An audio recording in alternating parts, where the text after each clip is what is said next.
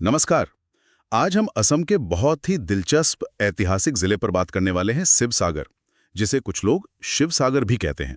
हमारे पास इसके इतिहास, भूगोल, संस्कृति, इन सब पर कुछ नोट्स हैं, कुछ जानकारी है।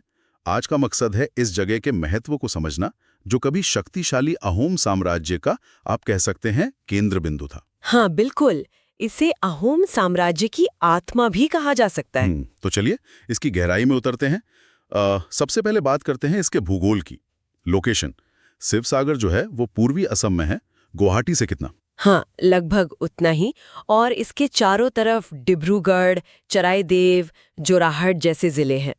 और सबसे अहम बात, जैसा आपने कहा भूगोल की, वो है ब्रह्मपुत्र नदी। हाँ, ब्रह्मपुत्र। वो पास से ये बहती है और इसी वजह से यहाँ की मिट्टी बहुत उपजाऊ है। अच्छा। खेती के लिए, हरियाली के लिए ये एक तरह का हब है। और जलवायु भी काफी नम है, आर्द्र, जो चाय की खेती के लिए अच्छी है। बिल्कुल। चाय बागानों के लिए तो ये बहुत ही बढ़िया है। साथ ही पारंपरिक खेती भी खूब होती है। हाँ। और एक और बात सोचने वाली है कि ब्रह्मपुत्र के इतने करीब होने का असर सिर्फ खेती पे नहीं पड़ा होगा।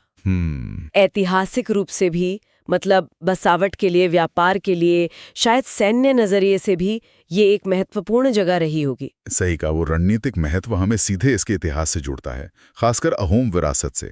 वैसे शिवसागर नाम का मतलब तो है भगवान शिव का सागर। हाँ। लेकिन इसकी असली पहचान तो जुड़ी है अहोम राजवंश से, जिन्होंने असम पर करीब 600 साल, हाँ, बहुत लंबा समय, 1228 से लेकर 1826 तक। बिल्कुल। और 17वीं शताब्दी में उन्होंने शिवसागर को अपनी राजधानी बनाया। अब सवाल यह है कि इसी जगह को क्यों चुना? देखिए, कई कारण हो सकते हैं। एक तो शायद ब्रह्मपुत्र से नजदीकी, हाँ। उपजाऊ जमीन तो थी ही, और हो सकता है सुरक्षा के लिहाज से भी ये जगह उनको ठीक लगी हो। और यहीं पर हमें अहोम वास्तुकला के कुछ बेहतरीन नमूने मिलते हैं, जैसे कि रंगघर। हाँ, सुना है इसके बारे में। एशिया का सबसे पुराना एम्फी थिएटर कहते हैं इसे। बिल्कुल। माना जाता है कि राजा यहाँ बैठकर पशुओं की लड़ाई या दूसरे खेल वगैरह देखते थे। अच्छा। और फिर है तलातल घर, वो एक बहुमंजिला महल है। तलातल घर, इसमें कुछ खास है क्या? हाँ, इसकी खासियत है इसकी भूमिगत सुरंगें और कमरे। सुरंगें? हाँ, अंडरग्राउंड पैसेज। शायद वो किसी अचानक हमले से बचने के लिए या शाही परिवार के निकलने के गुप्त रास्ते रहे होंगे। अरे वाह, उस जमाने की इंजीनियरिंग और प्लानिंग देखिए, कमाल है। बिल्कुल। और फिर जाहिर है वो विशाल शिव सागर टैंक, जिसे बोरपुखुरी भी कहते हैं। हाँ, वो तो बहुत बड़ा है। और प्रसिद्ध शिवडोल मंदिर, ये सब उसी दौर में बने। तो ये सिर्फ इमारतें नहीं हैं, ये अहोम शक्ति, उनके प्रशासन, उनकी धार्मिक आस्था, इन सबके प्रतीक हैं। एकदम सही कहा। और ये विरासत सिर्फ इन पुरानी इमारतों में ही नहीं है। ये यहाँ की संस्कृति में आज भी जिंदा है। जैसे बिहू का त्योहार तो पूरे असम में ही धूमधाम से मनाते हैं। हाँ, बिहू तो है ही। लेकिन यहाँ मेदा में फी जैसे पारंपरिक अहोम त्योहार भी बहुत महत्व रखते हैं। मेदा में फी, ये क्या है? इसमें वो अपने पूर्वजों को याद करते हैं, उन्हें सम्मान देते हैं।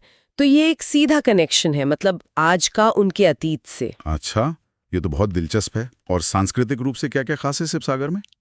एक तो सत्रिया नृत्य, जो असम का एक प्रमुख क्लासिकल डांस फॉर्म है। हाँ, सत्रिया, वो यहाँ काफी प्रचलित है।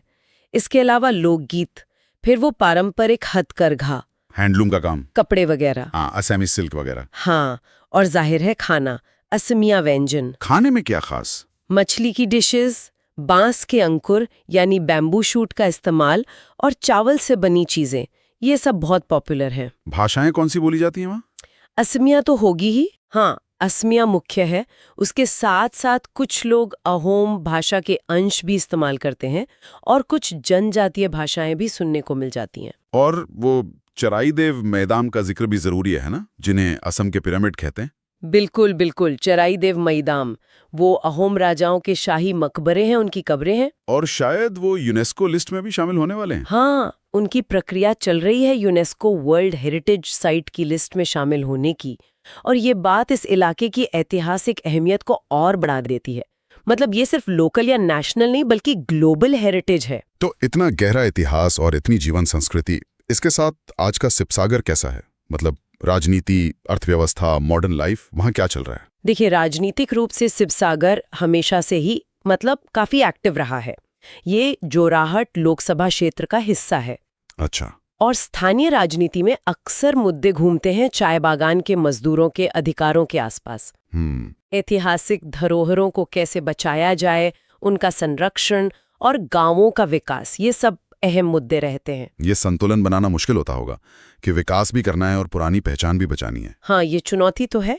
और अर्थव्यवस्था की बात करें तो वो मुख्य रूप से टिकी है कृषि पर, जी। चाय बागानों पर। हाँ, चाय तो है ही। और तेल और गैस पर ओएनजीसी की यहाँ काफी बड़ी उपस्थिति है। ONGC, oil and natural gas corporation. हाँ, और साथ में छोटे मोटे उद्योग भी हैं। शिक्षा के क्षेत्र में भी ये पीछे नहीं है। शिक्षा के क्षेत्र में? हाँ, सिबसागर कॉलेज, नजीरा कॉलेज जैसे कई अच्छे संस्थान हैं। तो ये एक एजुकेशनल सेंटर भी बन रहा है धीरे धीरे। हाँ, कह सकते हैं। तो कुल मिलाकर सिबसागर सिर्फ एक जिला नहीं है, ये एक तरह का एहसास है। एक ऐसी जगह जहां कभी राजाओं का दबदबा था, जहां त्योहार लोगों को जोड़ते हैं, जहां मंदिर आसमान छूते हैं और जहां का हर पत्थर शायद कोई कहानी कहता है। बिल्कुल, ये वाकई असम के शाही अतीत की धड़कन जैसा है। जहां रंगघर और तलातल घर की शान है, वहीं चाय के बागान और ओएनजीसी की अपनी हलचल है। इतिहास और आज का जीवन साथ साथ चल रहा है। सही कहा। और यहीं से एक सवाल मन में आता है सोचने के लिए। क्या कि कोई भी क्षेत्र अपनी इतनी शानदार ऐतिहासिक विरासत को संभालते हुए आज के विकास की चुनौतियों का सामना कैसे करे?